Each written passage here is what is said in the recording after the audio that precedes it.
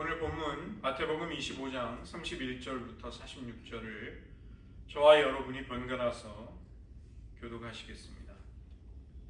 인자가 자기 영광으로 모든 천사와 함께 올 때에 자기 영광의 보좌에 앉으리니 모든 종들을 앞에 모으고 각각 분하기를 목자가 양과 염소를 구분하는 것 같이 하여 양 오른쪽에 염소를 던져주리라.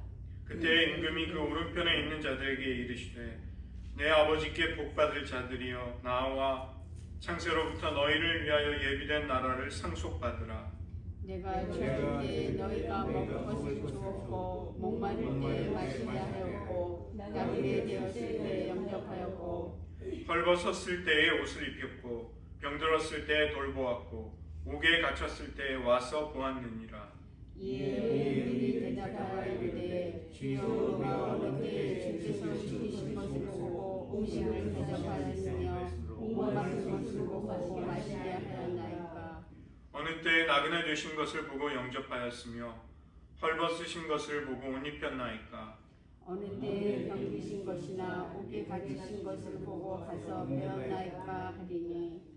임금이 대답하여 이르시되 내가 진실로 너희에게 이르노니 너희가 여기 내 형제 중에 지극히 작은 자 하나에게 한 것이 곧 내게 한 것이니라 하시고 또 왼편에 있는 자들에게 이르시되 저주를 받은 자들아 나를 떠나 마귀와 그 사자들을 위하여 예비된 영원한 문에 들어가라.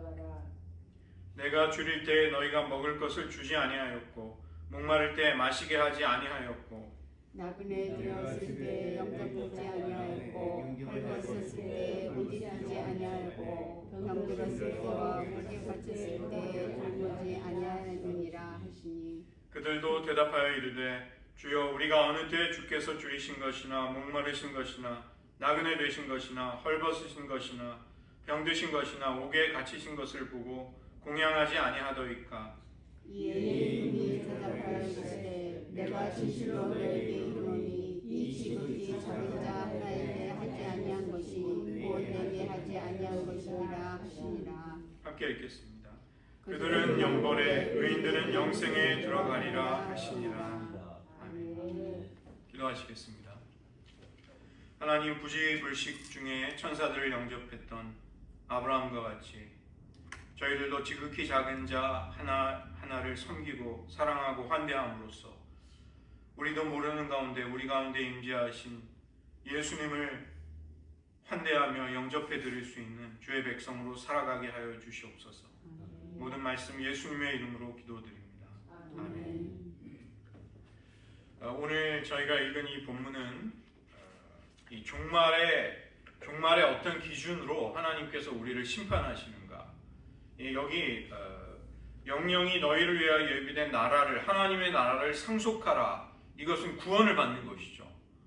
하나님의 그 은혜를 입어서 영생으로 들어가는 것이죠. 그러나 저주를 받은 자들아 나를 떠나 마귀와 사자들을 위해 예비된 영원한 불로 들어가라. 완전히 상반된, 완전히 반대되는 운명에 떨어지는 그런 것을 판별하는 기준이 무엇이냐, 그것을 말씀하십니다. 저희가 지금 이제 시리즈 설교를 하고 있는데요.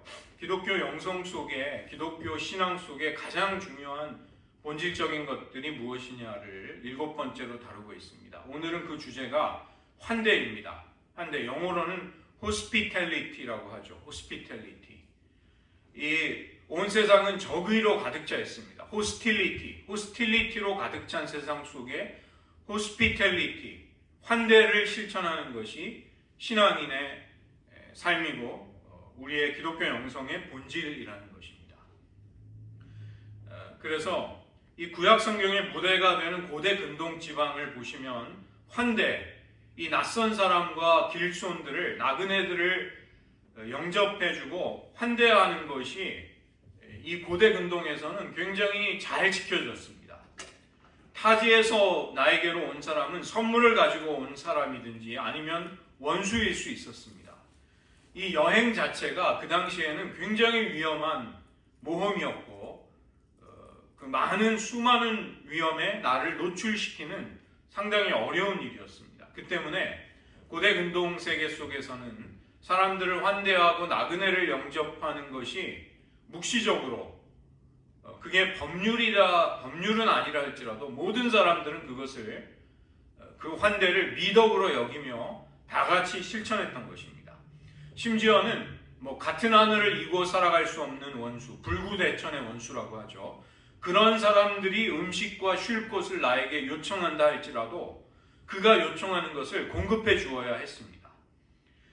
그뿐만이 아니라 그런 사람이 나의 영역 안에 있을 때 그를 보호해주고 안전하게 그의 여정을 따라 그 지역을 통과할 수 있도록 배려해 주어야만 했던 것이죠.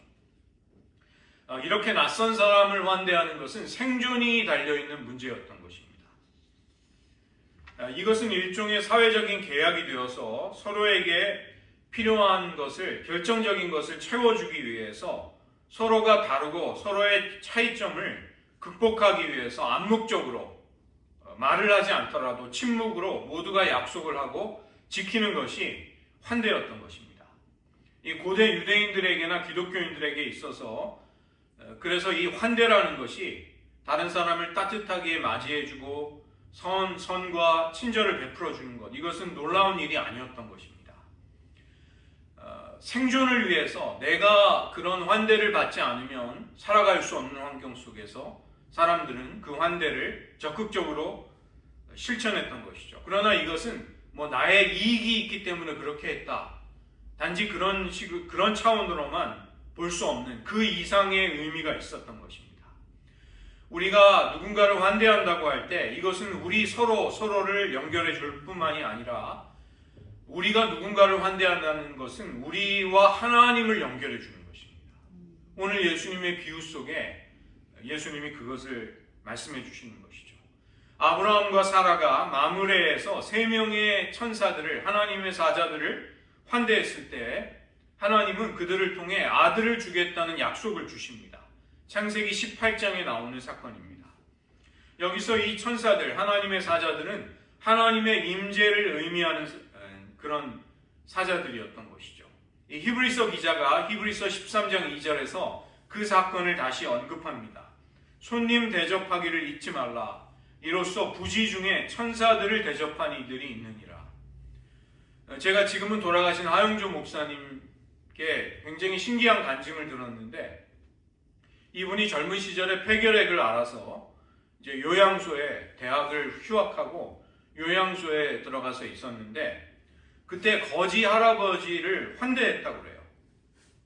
근데 그분이 자기에게 찾아오신 하나님이셨음을 나중에 깨닫고 큰 은혜를 받았다. 자신의 생애 속에 그 엄청난 축복은 그때 나에게 찾아오신 그 거지 할아버지를 예수님인 줄 모르고 자기가 극진히 사랑으로 환대해드린 것에 대한 어쩌면 하나님의 보답인 것 같다, 이런 간증을 하셨어요.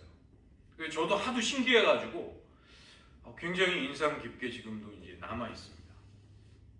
이 낯선 일을 환대한다는 것은 위험한 일이었지만 신앙으로 받아들이는 거죠. 그 위험을 감수하면서도 하는 것입니다.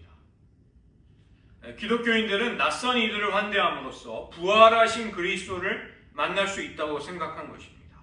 지극히 작은 자 하나에게 행한 친절 혹은 냉대가 예수님은 곧 나에게 행한 것이다, 이렇게 말씀하십니다. 예수님이 종종 낯선 이의 가면을 쓰고 우리에게 찾아오신다, 이렇게 이해한 것입니다. 이 기독교의 환대를 잘 표현한 것이 베네딕트 수도회의 그 규율입니다. 수도원을 찾아온 손님을 그리스도를 대하듯이 대하라. 나중에 예수님께서 내가 낯선 자가 되었을 때 네가 나를 맞아주셨다, 이렇게 말씀하시기 때문이다. 그래서 베네딕트 수도의 모든 사람들은 자기에게 찾아오는 손님들을 극진히 대접했습니다. 여러분도 혹시 그런 체험이 있으신지 모르겠습니다. 1세기의 기독교가 폭발적으로 성장할 수 있었던 것, 세계적인 종교, 전 세계의 종교가 됐죠. 복음 선포뿐만이 아니라 기독교인들의 사랑, 특별히 환대를 통해 표현되는 사랑이 너무나도 특별했기 때문입니다. 어떤 로마 황제는 총독들에게 명령을 내리기를 총독들에게 자기 영토가 번성하기를 원한다면 기독교인들처럼 환대를 실천해라. 극진히 남을 대접해라. 이것을 공문으로 내려보낼 정도였다고 합니다. 초기 기독교 안에, 초대교회 안에 사랑과 친절이 너무나 엄청났기 때문에 사람들은 기독교인이 아니더라도 이 교회 공동체가 그들에게 늘 선행을 베푸는 것을 볼 수 있었던 것이죠. 이 선교학에서는 이런 선교를 구심적인 선교라고 부릅니다. 구심력이라는 것은 외부에 있는 것을 안으로 끌어당기는 힘을 구심력이라고 하죠. 그래서 기독교를 알지 못하는 사람들이 초대교회 안에 사랑과 친절과 환대로서 다른 이들을 섬기는 그 사랑이 표현되는 것을 볼 때 그들은 기독교 안으로 이끌려 왔던 것입니다. 또 원심적인 선교가 있죠. 원심력이라는 것은 밖으로 나가는 것이죠. 그래서 환란을 통해서 모든 디아스포라 기독교인들이 전 세계로 소아시아 전역으로 유럽 전역으로 흩어져서 복음을 전하는 것이 원심적인 선교죠.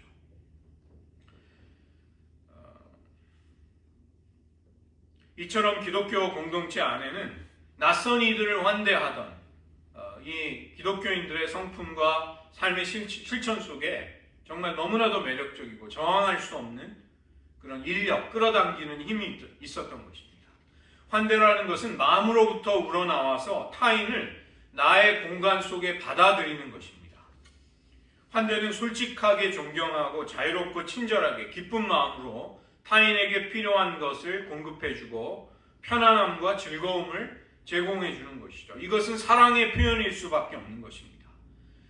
여기서 나를 제외한 모두가 타인이 된다고 하는 것이죠. 이 환대라는 것은 특별히 낯선 이들과 타인에게 적용이 됐습니다. 그렇다면 우리들에게 있어서 낯선 이는 누구일까요? 우리들의 원수는 누구일까요? 이민자들인가? 지금 이 우익 보수화의 경향이 거세가는 세상 속에 이민자들, 불법 체류자들, 중독자들, 정신병자들, 인종적으로, 종교적으로, 정치적으로 나와 입장이 다른 사람들에 대한 경계심과 또 적의가 불타오르고 있습니다.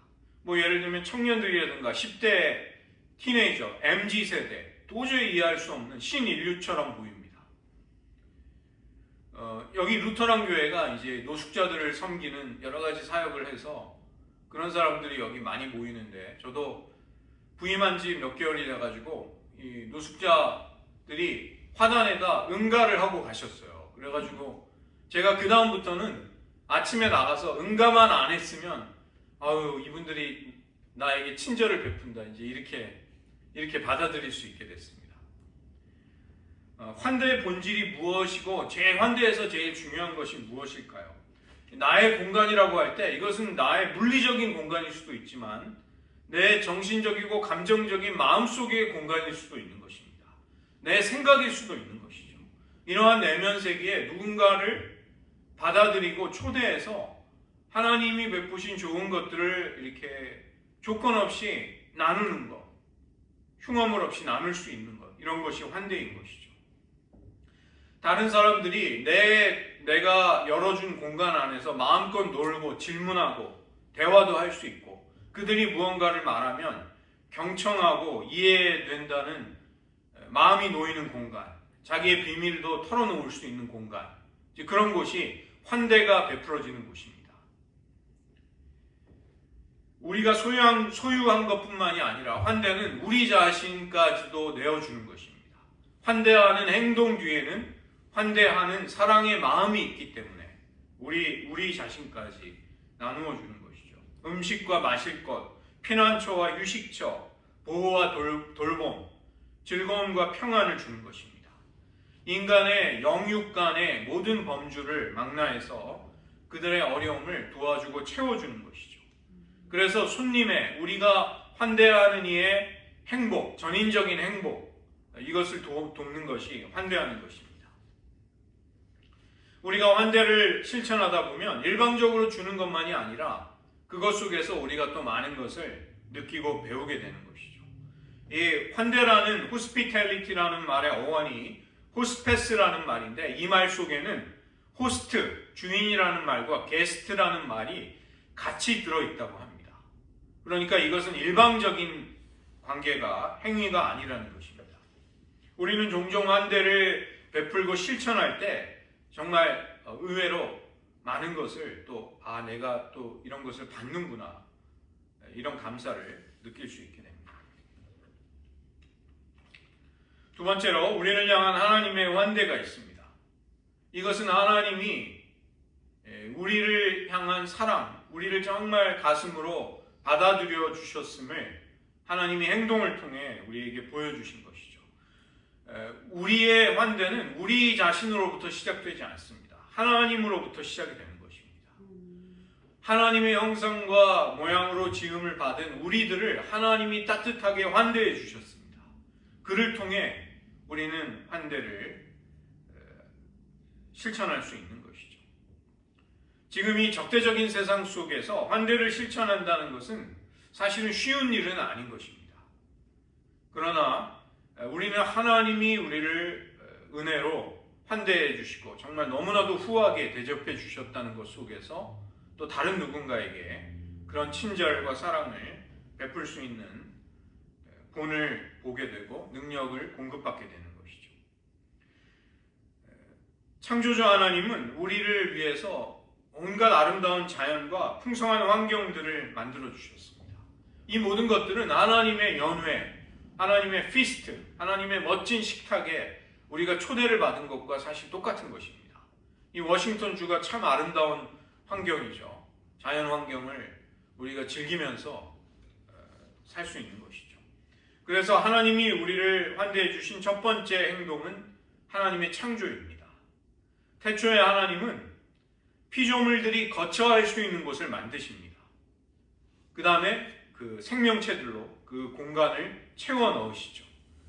창세기 2장에 보면 에덴 동산이 나오는데 그곳은 음식과 주거지와 아름다움과 평화가 넘치는 기쁨의 동산이었습니다. 이 에덴이라는 말 자체가 기쁨, 쾌락의 동산이라는 뜻입니다.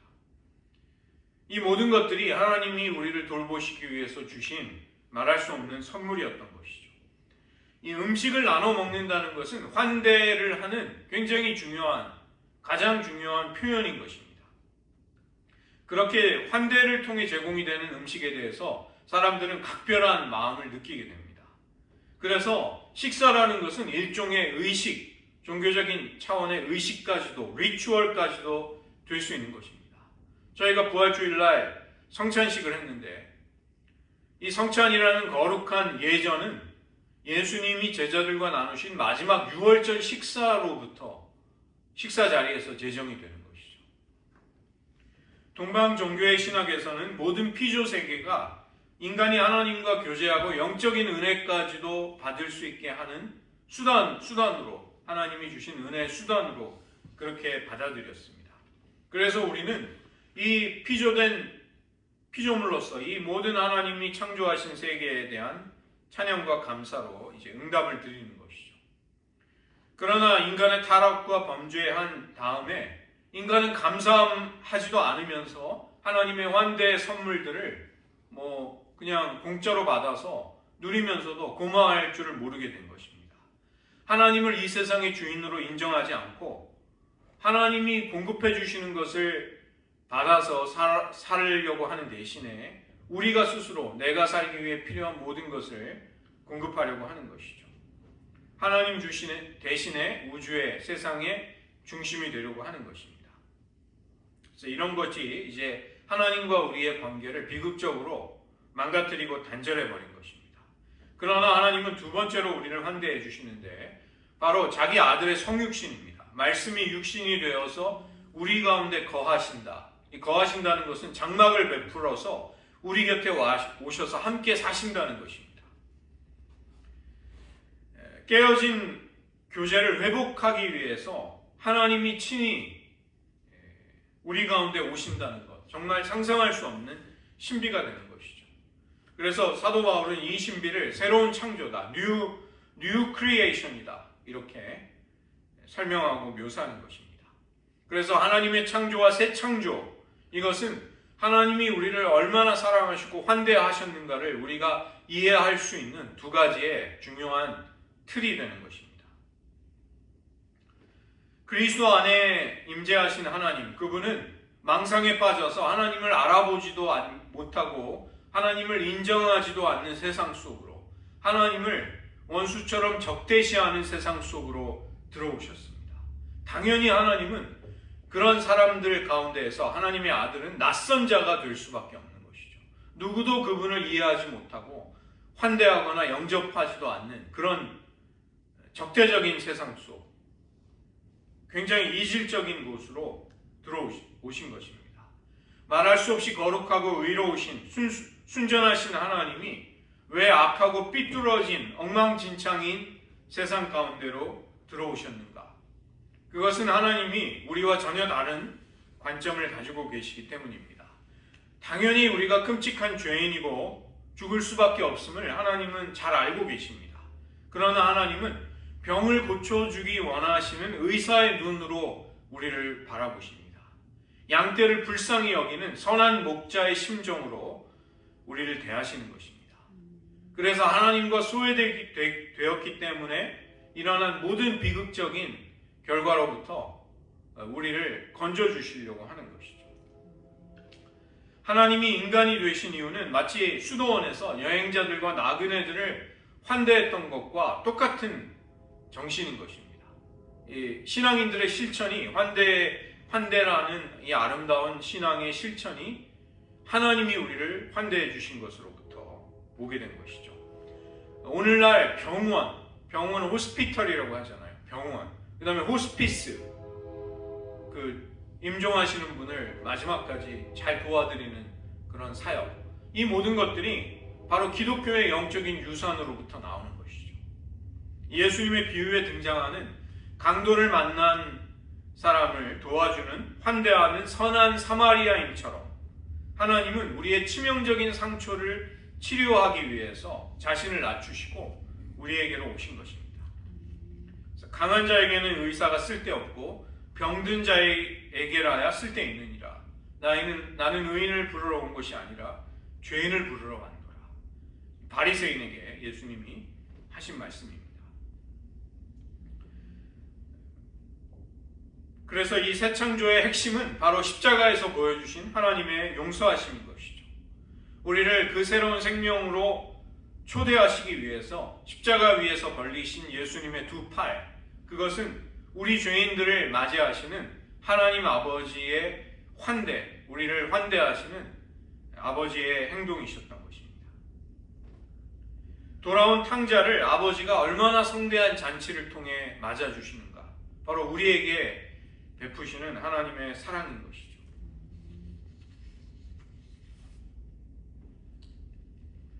천국의 주인이 되신 하나님, 그분이 우리를 이토록 환대하셨다면 여기에 비길 것은 아무것도 없는 것입니다. 두 번째로, 그렇다면 하나님을 향한 우리의 환대는 무엇일까요? 그 하나님의 따뜻한 사랑을 잘 받아들이는 마음이죠. 그리고 하나님의 사랑에 우리가 사랑으로 응답하는 것입니다. 우리가 받은 하나님의 환대와 사랑은 무엇에도 비할 수가 없기 때문에 당연히 우리는 그 하나님의 사랑에 사실은 적절하게 응답할 수는 없는 것입니다. 그러나 하나님은 우리에게서 한 가지를 찾으십니다. 오로지 우리 안에 있는 사랑과 감사를 우리가 하나님께 드리기를 원하시는 것이죠. 우리가 우리 자신을 비울수록 우리 안에 은혜는 충만해지고 하나님을 향한 사랑과 감사는 더 커지는 것입니다. 그래서 하나님의 환대에 대한 우리들의 첫 번째 환대는 하나님의 그 모든 주시는 것들을 겸손하게 잘 수용하는 것입니다. 잘 받아들이는 것입니다. 우리가 하나님의 값없이 주시는, 우리 편에서 값없이 주시는 그 은혜를 무시하거나 거절한다면 하나님의 마음은 너무나도 아프시는 것이죠. 우리가 그 사랑을 받아들이지 않기 위해 우리는 끊임없이 핑계를 대고 또 우리의 마음이 늘 하나님 아닌 것에 몰두해 있고 나누어져 있기 때문에 하나님이 주시려는 은혜의 선물, 그 가치를 우리는 잘 깊이 깨닫지 못합니다. 심지어 뭐 하나님이 주시는 것을 받을 자격이 없다, 이렇게 겸손해 보이지만 굉장히 교만한 마음을 가지기도 하고, 하나님께 무엇을 받을 만한 자격을 내가 증명해야 되겠다, 하나님이 주시는 것을 그냥 잘 받아들이기만, 은혜를 받아들이기만 하면 되는데 그것을 자기 힘으로 얻으려고 수십 년의 세월을 정말 헛된 노력을 하며 허비하는 경우도 있는 것이죠. 그래서 이 하나님의 은혜를 그대로 받아들이기 위해서 무엇보다 겸손함이 필요한 것입니다. 하나님이 주시는 은사들을, 선물들을 우리는 잘 받아들이려고 하지 않았던 것에 대해 우리는 나 자신을 살펴볼 필요가 있습니다. 여러분, 누군가가 나에게 선물을 준다고 할 때 언제나 기쁘게 그것을 이렇게 잘 받으실 수 있으셨나요? 불만족스럽거나 그렇지 않은 경우도 많이 있다는 것입니다. 우리가 누군가에게 한번 선물을 해보려고 하면 상당히 까다롭고 어려운 것을 느낄 때가 많습니다. 내가 하는 선물을 좋아할까? 이렇게 확신을 가지지 못할 때도 있는 것입니다. 사막의 교부들의 한 이야기가 있는데, 어떤 사람들이 이 스케테는 그 초기 4세기에 이제 사막 교부들이 생기기 시작했을 때 이집트에서 하나님을 사랑하는 사람들의 공동체가 생기기 시작했던 곳입니다. 그곳에 이제 수도사들이 찾아왔는데, 그 가운데 나이가 제일 많은 수도사가 거기에 앉은 사람들에게 이제 컵을 나누어주고 마실 물을 자기가 섬긴 것이죠. 그래서 사람들은 너무 황송해서 받으려고 하지 않을 때, 거기 그 당시 이제 난장이 요한이라는 별명을 가진 한 수도사가 그 물을, 이제 물잔을 받아든 것입니다. 그래서 사람들이 굉장히 그 사람의 행동을, 네가 가장 연소한, 가장 젊은 자로서 네가 어떻게 그렇게 교만하게 건방지게 행동하느냐, 그것에 대해서 그는 대답을 하는 것이죠. 내가 사람들에게 물을 가져다 드릴 때 나의 봉사를 받아들이는 것을 보면 나는 말할 수 없이 기뻤습니다. 그래서 저도 그분이, 정말 제가 우러러보는 그분이 주시는 물을 받아 마신 것입니다. 만약에 컵을 아무도 받아들이지 않았다면 그분은 매우 슬퍼하셨을 것입니다. 그래서 이제 그 수도사들은 그 사람을 칭찬했다고 합니다. 우리가 하나님이 주시는 것을 자연스럽게 받아들일 때 감사로 응답해 드리는 것입니다. 그것이 하나님의 사랑을 환대하는 중요한 표현이 되는 것이죠. 신뢰와 찬양과 감사와 기쁨을 표현해 드릴 때 하나님은 정말 기뻐하십니다. 마리아와 마르다의 이야기가 누가복음 10장에 나오는데, 이 두 자매의 서로 다른 모습은 하나님의 임재를 받아들이고 성령을 따르는 것이 어떠한 것인가, 그것을 보여주는 것이죠. 마르다가 열심히 봉사를 통해 예수님과 손님들을 환대했다고 사람들은 생각하였습니다. 바쁘고 분주하게 식사를 마련했던 것이죠. 그러나 마리아는 언니 마르다와 달리 주님의 발 앞에 앉아 말씀을 듣고만 있었습니다. 우리는 이 이야기가 두 자매의 상반된 모습이 봉사와 기도, 그리고 하나님을 위한 활동과 하나님 앞에 머무는 묵상, 이런 서로 상반된 길을, 대조되는 길을 잘 보여준다, 이렇게 생각을 하는 것이죠. 어느 한쪽이 틀린 것이 아닙니다. 두 개 모두가 다 우리의 신앙 속에 있어야 하는 것이죠. 마리아는 앉아서 예수님의 말씀을 듣는 편을 택한 것입니다. 전통적인 여성, 그 당시 여성의 역할, 그리고 자기를 도와주기를 원하는 언니의 기대를 외면하는 셈이 된 것이죠. 그러나 마리아가 선택한 것도 예수님을 섬기는 일이었습니다. 예수님에 대한 환대였던 것이죠. 말씀을 선포하고 하나님의 통치를 알리기 위해 그 집에까지 가신 예수님은 자기의 말을 잘 경청하는 사람을 원하셨습니다. 그래서 마리아는 예수님의 곁에 앉아서 그 예수님의 임재에 참여하며 그분의 말씀을 잘 받아들인 것이죠. 음식을 준비하는 건 못지않게 그 이상으로 예수님은 마리아의 경청을 그녀가 나를 환대하는구나, 이렇게 나의 사랑하는 자녀가 나를 환대한다고 여기신 것입니다. 말씀은 생명과 사랑의 근원이신 하나님과 우리가 교제하는 수단이 되는 것이죠. 그래서 말씀을 경청하는 것, 잘 순종하는 것이야말로 하나님을 환대하는 것입니다. 요즘 흥미로운 뉴스를 보았는데 시진핑이 무역전쟁을 하는 미국에 같이 맞서자고 베트남을 국빈으로 방문하고 갔습니다. 융숭한 대접을 받는 것처럼 보였죠. 그러나 시진핑이 떠나자마자 베트남은 중국산 철강에 대해서 12%의 관세를 때렸습니다. 우리는 미국에 대항하는 국가가 아니라는 것을 보여주는 행동을 한 것이죠. 그렇게 되면 아무리 환대한 것이 아무 소용도 없게 되는 것이죠. 우리가 하나님의 뜻대로 행한다는 것은 우리의 마음의 가장 깊은 곳, 마음의 성소에 내밀한 곳에 그 주님을 모시는 것입니다. 그리고 그것은 우리의 순종을 통해서 표현이 되는 것이죠. 지금 우리들, 여러분도 그런 주님을 얼마나 환대해드리고 계십니까? 네 번째는 사람들을 위한 환대, 사람들을 향한 환대인 것이죠. 서로를 긍휼히 여기는 마음, 또 공동체를 이루는 가운데 우리는 서로를 환대할 수 있게 되는 것입니다. 보는 바 형제를 사랑하지 아니하는 자는 보지 못하는 바 하나님을 사랑하지 못한다. 요한일서 4장 20절 사도 요한의 말씀입니다. 어떤 랍비가 학생들에게 언제 밤이 되고 낮이 되는지를 어떻게 알 수 있는가, 이렇게 질문을 합니다. 그러자 그 학생 중에 한 사람이, 그렇다면 선생님은, 랍비여, 스승인 당신은 멀리에서 동물 한 마리를 보고 양인지 개인지를 구분하실 수 있습니까? 나는 구분할 수 없다. 멀리에서 나무 한 그루를 보고 복숭아 나무인지 배나무인지를 구별하실 수 있습니까? 나는 할 수 없다고 대답을 합니다. 그렇다면 어떻게 분별을 할 수 있습니까?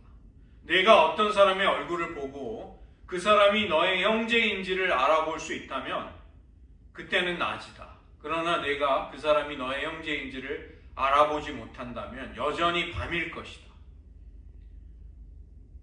우리가 누군가를 형제 자매로 여긴다는 것은 무엇을 의미할까요?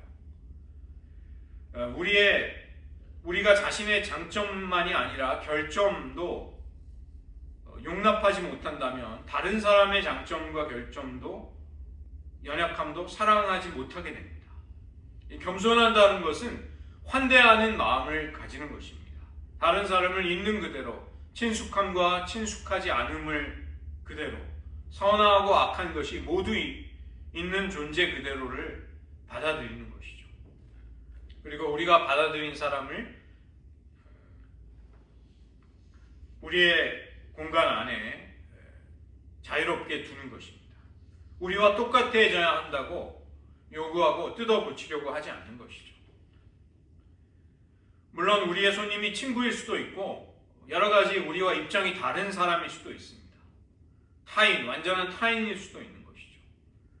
그러나 일단은 그가 어떤 사람인지를 드러낼 수 있는 자유를 주는 것입니다. 제가 수년 전에 어떤 가정에 추수감사절 식사에 초대를 받아간 적이 있는데 굉장히 예상외로 곤혹스러운 경험을 했습니다. 50 초중반의 나이에 들어선 저에게 자기 자식을 가르치시듯이 하려는 그런 일을 겪었어요. 그러니까 정말 그 환대, 저를 그래도 정성껏 식사를 준비해서 초대했던 친절은 하나도 기억이 안 나고 그 굉장히 불쾌했던 기억만 오래도록 남아 있습니다. 견해나 가치관이 다르다는 점이 환대를 베푸는데 영향을 주어서는 안 됩니다. 나의 견해를 따르라고 강요하거나 자꾸 암시하는 것은 결국은 나를 의시되면서 대접을 하는 셈이 되는 것이죠. 미국의 많은 사람들이 존경하는 멘토 파커 팔머라는 사람이 있습니다. 심리학자면서 사회학자인데 그는 낯선 이들의 이상한 점을 소중히 여기는 법을 배워야 한다, 이런 이야기를 합니다. 환대는 낯선 이를 낯선 이로 인정하는 것을 의미합니다. 우리 자신과 다름에도 불구하고 진정한 환대를 베풀 수 있어야 합니다.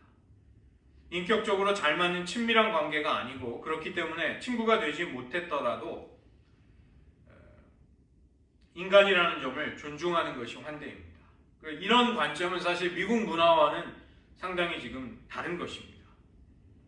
우리는 우리가 친절하다는 것을 자랑하고 우리가 누구든지 쉽게 친구를 사귈 수 있다는 것을 뽐내는 그런 경향이 있습니다. 그리고 세상을 두 진영으로 나누는 것이죠. 나의 친구들과 나의 적들. 그러나 낯선 사람이라 할지라도 그들이 위협적으로 느껴지고 내 마음대로 바꿀 수 없다 할지라도 우리는 그런 사람들을 환대하는 법을 배워야 할 것입니다. 낯선 이를 환대하고 받아들일 여유를 가질 필요가 있는 것이죠. 종종 여러 해 동안 알고 지내온 사람들 안에서 우리가 문득 다른 모습을 발견하면 깜짝 놀라게 됩니다. 우리가 잘 알고 있었다고 생각한 사람이 아주 낯설게 여겨지는 것이죠. 함께 같이 살거나 같이 일하는 사람이 우리에게 적대적인 행동을 할 때 우리는 큰 혼란을 느낍니다.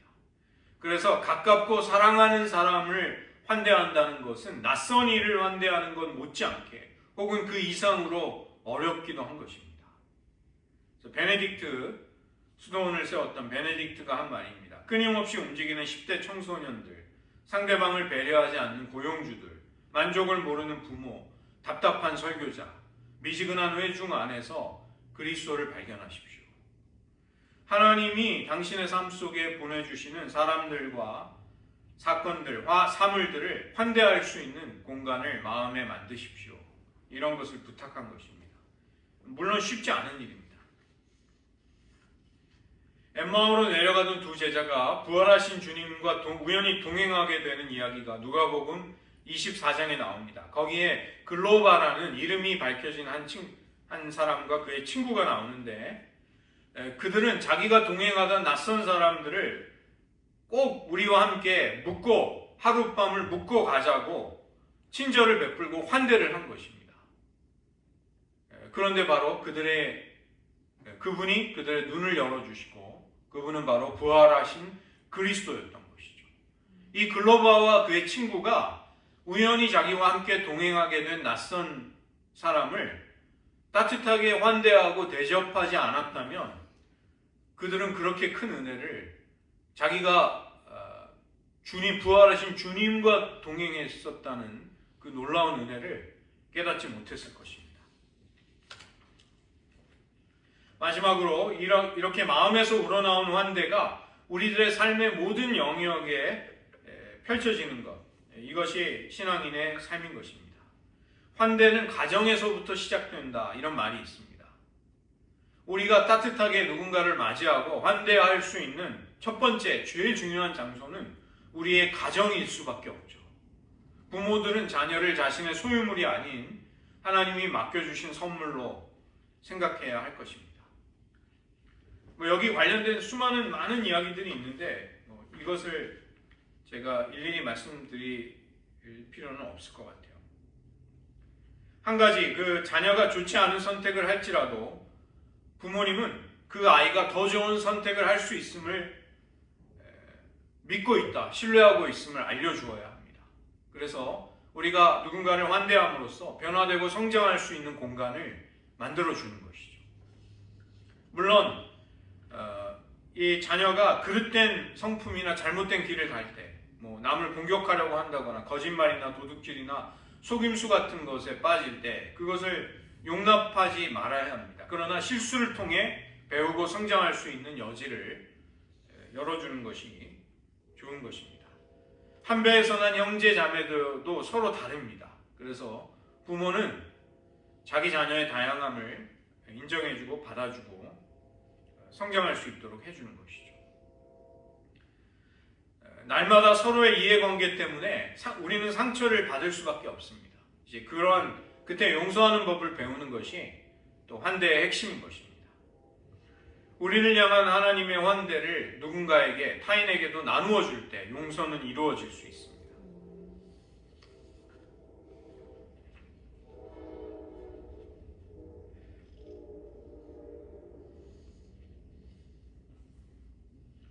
제가 그 뉴저지에서 있을 때 맨하탄의 노숙자들을 주말마다 나가서 이렇게 그 노숙자 사역을 하는 한 분을 알게 됐어요. 다른 교회 다니시는 분이었는데 직업은 컴퓨터 프로그래머로 일하고 한 50대 한 중반 정도 되신 분이었는데 주말이면 맨하탄에 나가서 노숙자들을 계속 만나는 분이 계셔가지고 저도 한 3주, 3주 정도 같이 가서 이제 그분 곁에 따라다닌 적이 있습니다. 이분은 자기 자신이 이민 와가지고 굉장히 삶의 큰 위기를 만나서 노숙자로 살아본 경험이 있는 분이셨어요. 그래서 그들의 생리를, 그들의 삶을 잘 알고 계셨고 누구보다 그들을 사랑하는 마음이 있으셨습니다. 어떤 큰 교회가 프로젝트를 만들어서 맨하탄에 나가서 노숙자들을 우리가 돌보자 이렇게 한 것이 아닙니다. 하나님의 마음에 이끌린 한 사람의 헌신을 그분이 다니는 교회가 후원하기 시작했습니다. 그리고 거기에 동참하는 사람들이 생기면서 굉장히 큰 열매를 거두고 계세요. 따뜻하게 그분이 나가니까 대부분의 노숙자들이 그분을 다 알아요. 그래서 친구 만나듯이 서로 안부 인사도 해주고 이렇게 격려도 해주고 가지고 간 옷가지나 음식이나 이런 것도 나누어 주고 그런 일을 지금도 하고 계십니다. 직장에서도 우리가 누군가를 환대할 수 있습니다. 다른 사람의 생각이나 관심이나 비평을 솔직하게 잘 귀담아 듣는 것입니다. 누구의 생각이라도 받아들이려고 하는 것이죠. 내가 일하는 공간이 있다면 그곳에 들어오는 모든 사람들을 환영한다는 것을 느끼도록 해주는 것입니다. 그들의 생각과 질문을 존중해 주는 것이죠. 물론 당연히 일을 할 수 있는 질서 있는 정돈된 환경도 그런 균형을 잘 유지할 필요도 있습니다. 아무렇게나 사람들이 행동하도록 내버려 두는 것은 아니죠. 공동의 일터에서 경계를 정해놓고 잘 지키는 것, 예의와 배려를 갖춰서 처신하는 공간을 만들어주는 것입니다. 만약에 여러분이 권위 있는 위치에 있을 때 말을 할 수 있는 기회가 생긴다면 신중하게 잘 절제하면서 다른 사람에게도 말할 수 있는 기회를 주는 것, 이것은 타인을 환대하고 배려하는 것입니다. 그리고 부하 직원들이 성장할 수 있도록 도와주는 것, 그런 것도 환대인 것이죠. 이웃과의 관계에서도 우리는 이웃을 환대할 수 있습니다. 옆집에 사는 사람들 그냥 얼굴만 알고 지내는 사람들로 살기가 쉽습니다. 이사도 다니게 되고 또 알지 못하는 사람을 두려워하고 개인주의 같은 것이 사실 미국 사회 속에서는 이웃과 친밀하게 지내기가 어려울 수 있습니다. 그러나 또 의외로 이웃들과 친밀하게 좋은 관계 속에 살아가는 분들도 있으십니다. 이웃이 집을 비울 때 서로 애완동물도 대신 봐주고 집도 지켜주고 그렇게 도와줄 수 있는 것이죠. 혼자 사는 노인들을 시시때때로 방문하면서 또 돌보아 드리는 것, 싱글맘으로 그렇게 자녀를 키우는 분들의 편의를 도와드리고 도와드리는 것, 다 도움이 되는 것입니다. 친화력이 있는 사람들이라면 이웃을 초청해서 함께 음식도 나누고 또 서로 친밀한 그런 자리를 마련하는 것, 이것도 저는 좋은 섬김이라고 생각합니다. 뉴저지에서도 자기 집에 수영장이 있는 가정이 있었는데 이제 교인들을 그 자녀들을 불러다가 파티를 열더라고요. 저는 그 모습을 보면서 참 수영장 파가지고 자기 자식만 쓰지 않고 그렇게 해주는 걸 보고 참 잘하는, 참 복받을 일을 한다, 이런 생각이 들었습니다. 그 다음에 좀 비싼 좋은 아파트에 사는 분이 계셨는데 거기 그 아파트의 부속 건물로 좋은 소극장 같은 환경이 있었는데 이제 그런 데다가 어린 자녀들을, 자기 또래 자녀들을 초청해서 이제 일부러 음식도 준비해서 파티도 열어주고 굉장히 따뜻하게 다른 사람들을 섬기는 것이죠. 저는 그런 생각이 듭니다. 지금 기독교가 이렇게 말로 전도하는 것보다 따뜻한 친절과 환대를 이웃에게 베풀면서 그렇게 전도를 하지 않으면 참 어렵겠다는 생각을 합니다. 흉어물 없이 이웃이 서로 모여서 어우러지고 서로 즐겁게 서로를 마음을 나눌 수 있는 공간을, 환경을 만들어주고 또 그런 장소를 베풀어주고 정말 좋은 섬김인 것이죠. 이웃의 재능을 찾아내서 또 그것을 발휘할 수 있도록 도와주는 것도 좋은 것입니다. 지금 저희 교단에는 그 재난 지역을 찾아다니는 응급 구조 팀이 있습니다. 저희가 작년 10월 달에 이제 가서 그걸 다 이제 보는 기회가 있었는데, 이분들은 은퇴한 시니어들이십니다. 그런데 사회에서 자기가 가진 기술이나 재능을 그냥 조건 없이 기부하는 것입니다. 그래서 재난을 만난 지역에 가서 집도 지어드리고 전기 설비도 해드리고 정말 깜짝 놀랄 정도로 자기가 가진 재능을 이웃을 위해 쓰시는 그런 긴급 재난 대응 팀이 저희 CRC 교단 안에 있는 것을 보았습니다. 교회 안에서의 환대, 우리가 누군가를 환대하는 최고의 장소는 사실은 교회인 것이죠. 그리스도의 몸을 이룬 교회는 하나님이 예수님을 통해 우리에게 베푸신 환대를 서로에게 표현하는 곳입니다. 그래서 우리는 누군가를 환대하는 공동체인가? 우리가 정말 개방적이고 활짝 열려 있는가? 아니면 배타적으로 끼리끼리만 어울리는 그런 집단인가? 우리 안에서 서로의 재능과 독특한 개성들이 존중되고 있는가? 그 다음에 아주 어려운 문제가 또 있죠. 사회적인 규범이나 기준에서 벗어났기 때문에 사랑에 목말라서 자신이 용납받을 공동체를 찾아다니는 사람들이 있습니다. 장애를 가진 분들이라든가 동성애자, 트랜스젠더, 가족 중에 누군가가 정신병력을 앓고 있다든가 정말 말할 수 없이 어려운 일을 겪고 있는 사람들, 이들을 교회가 어떻게 대하는가, 이거 상당히 미묘하면서도 어려운 문제이자 우리가 또 그들을 외면할 수도 없는 것이죠. 짧은 몇 마디의 말로 정의를 내릴 수 있는 문제는 아닙니다. 우리는 진리를 목숨을 바쳐서 지키면서도 사랑과 포용성을 같이 가질 필요가 있습니다. 대체로 진리를 지키려다 보면은 배타적이기가 쉽습니다. 그 다음에 포용성을 가지려면 진리를 놓쳐버리는 우를 범하기도 하는 것입니다. 그래서 어렵고 미묘한 일이지만 하나님의 도우심이 필요한 것이죠. 지금 우리의 교회는 갈등을 건설적인 방법으로 잘 다루고 있는지요? 가정에서와 마찬가지로 교회 안에서도 한계를 가진 연약한 죄인들이 모여있기에 불화가 생기게 됩니다. 우리의 성격과 기질, 자라온 배경, 생각들이 다르기 때문에 당연히 충돌하게 됩니다. 우리는 서로의 차이를 얼마나 용인해 주는가, 또 그것을 어떻게 사랑으로 잘 조정해 줄 수 있는가. 의견의 일치를 강요하는 것은 환대가 아닌 것입니다. 우리는 다른 사람들의 말을 들으면서 그들이 말을 할 수 있도록 여유를 주는가. 그 다음에 우리는 서로를 통해서 또 하나님의 음성을 들을 수 있는가. 중보기도 역시 환대하는 것입니다. 우리가 누군가를 위해 기도할 때 우리는 긍휼함의 성소에 그를 맞아들이는 것이죠. 원수를 위해 기도하는 것, 진심에서 우러나오는 환대인 것입니다.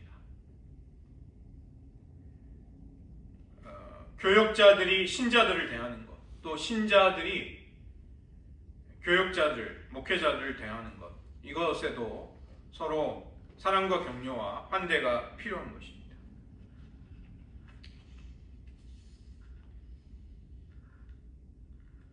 오늘 주님은 지극히 작은 자를 대접하는 것이 주님을 대접하는 것이라고 말씀하고 계십니다. 우리가 살아가는 사회 공동체 속에서도 환대가 이루어지는 것이죠. 인간의 사회 구조 속에 예를 들어서 가정이라든가 학교, 의료시설, 이 사회 재반 시설이라는 것은 그 시민을 환대하기 위한 것입니다. 시민들을 잘 수용하고 받아들이기 위한 것이죠. 우리는 정치적인 제도가 그러한 주님의 마음을 반영할 수 있도록 해야 되는 것이죠. 2차 대전이 벌어졌을 때 프랑스에 살던 어떤 목사가 왜 당신은 유대인들에게 피난처를 제공하라고 선동했는가, 이런 이유로 추궁을 당했을 때 그 사람이 대답한 것입니다. 나는 예수님에게서 멀어지는 것, 예수님에게서 떨어지는 것을 견딜 수가 없었기에 나는 유대인들을 도와주었습니다. 그의 양심은 그가 고통당하는 이웃을 위해 무언가를 해야 한다는 부담을 주었던 것이죠.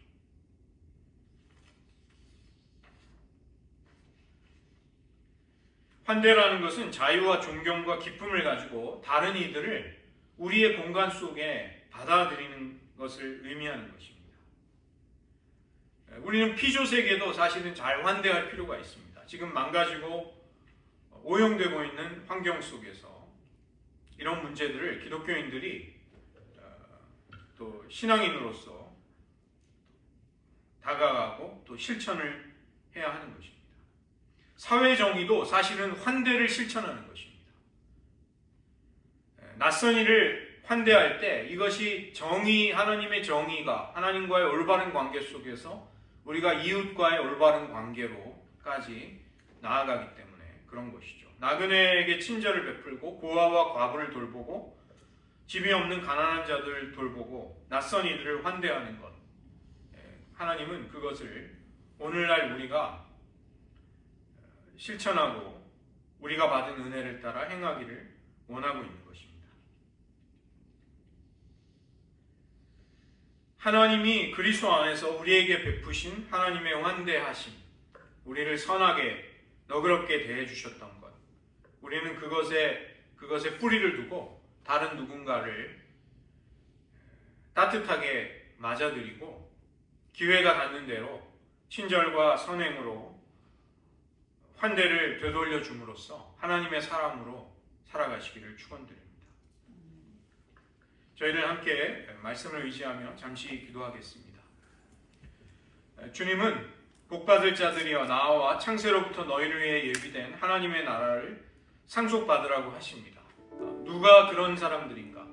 지극히 작은 자 한 사람을 선대하고 친절을 베풀었던, 환대했던 사람들이 바로 하나님의 나라를 상속할 사람들이라고 말씀하십니다. 우리들 곁에 함께 더불어 살아가는 가장 가까운 이들을 비롯해서 친구들과 이웃들이 있습니다. 우리 사회 곳곳에 여러 사람들이 있습니다. 우리는 그들을 환대하고 있는지요? 당연히 갈등과 어려움이 우리들의 관계 속에 있습니다. 그러나 우리는 따뜻한 마음으로 그들을 사랑하되 우리가 하나님께 받은 은혜로부터 그런 사랑과 친절과 환대가 나올 수 있기를 이 시간 기도하기 원합니다. 하나님, 우리들 부족하고 연약한 자들입니다. 우리들의 한계를 가지고서는 사랑과 용서와 친절을, 누군가를 따뜻하게 맞아들이는 환대를 우리는 실천할 수 없는 사람들입니다. 그러나 하나님께서 우리를 환대해 주셨기에, 우리를 용납해 주셨기에, 우리를 용서해 주셨기에 우리가 받은 사랑으로부터 그 사랑의 강이 흘러갈 수 있기를 원합니다. 그런 일들을 우리 가운데 허락해 주시옵소서. 이 시간 잠시 기도하겠습니다. 하나님 아버지,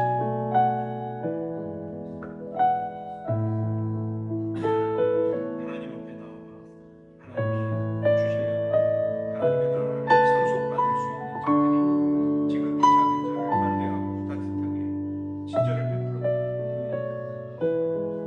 이들임을 주님은 말씀해 주셨습니다. 하나님, 우리들 부지불식간에 천사들을 영접했던 아브라함과 사라와 같이 우리들의 삶 속에 낯선 이웃, 연약한 자, 도움이 필요한 모습으로 우리들을 찾아오시는 주님을 우리는 영접하고 얼마나 대접해야 될지, 하나님, 우리들 주님을 영접할 수 있는, 대접할 수 있는 그 기회를 우리들 삶 가운데 잃어버리지 않게 하여 주시고 그 환대가 우리가 받은 사랑으로부터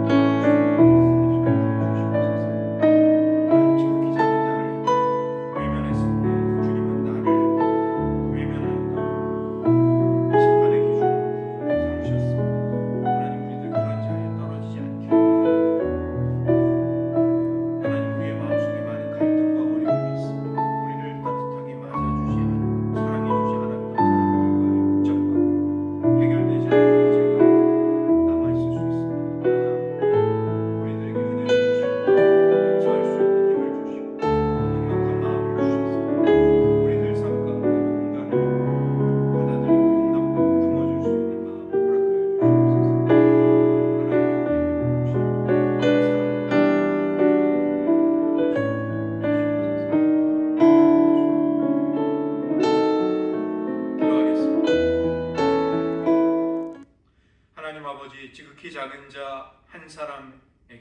작은 형제에게 그들을 영접하고 용납하고 사랑했던 것이 곧 나에게 한 것이라는 주님의 놀라운 말씀을 듣습니다.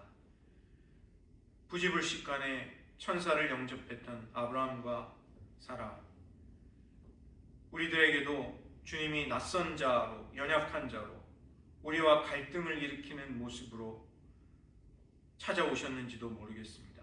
우리는 그런 가운데서 다른 이들을 우리의 삶에, 우리의 마음에, 내면의 공간 속에 얼마나 받아들이고 영접하였는지요.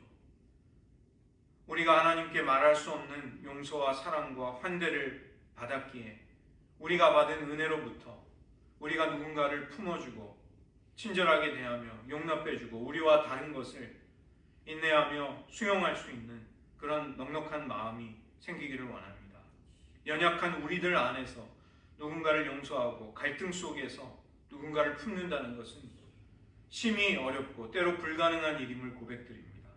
하나님 은혜를 베풀어 주셔서 우리가 하나님의 아들의 희생을 통해 받은 그 사랑이 얼마나 엄청난가를 돌아보게 하시고 그 뜨거운 그 놀라운 사랑으로부터 우리 안에 하나님의 사랑이 흘러갈 수 있게 하시고 우리가 아버지께로부터 받은 환대와 친절로부터 다른 이들을 향한 따뜻한 말 한마디와 또 작은 친절이 흘러나올 수 있도록 하나님 우리 가운데 역사하여 주시옵소서. 하나님 저희들 선교사처럼 영웅적으로 복음을 전하지 못할지라도 우리가 살아가는 삶의 환경 속에 만나는 모든 사람과 더불어 살아갈 때 그들을 따뜻한 마음으로 대하고 환대함으로써 주님의 마음과 사랑을 보여줄 수 있음을 깨닫습니다. 우리의 삶 속에서 주님의 모습이 반영될 수 있게 도와주시고 우리의 작은 언행 심사를 통해서도 주님의 따뜻한 사랑이 누군가에게로 그 온기가 전해질 수 있도록 우리의 삶 가운데 은혜 베풀어 주시옵소서. 하나님 무엇보다 우리 교회가 사랑으로 더욱 넘쳐서 주님의 사랑을 서로 나누고 서로 격려할 수 있는 곳이 되게 하시고 세상 가운데 굶주린 심령으로 사랑하고 용납받기를 원하는 수많은 심령들이 있습니다. 그들을 진리와 사랑으로 대할 수 있는 은혜를 저희들에게 허락하여 주시옵소서. 모든 말씀 예수님의 이름으로 기도드립니다. 아멘.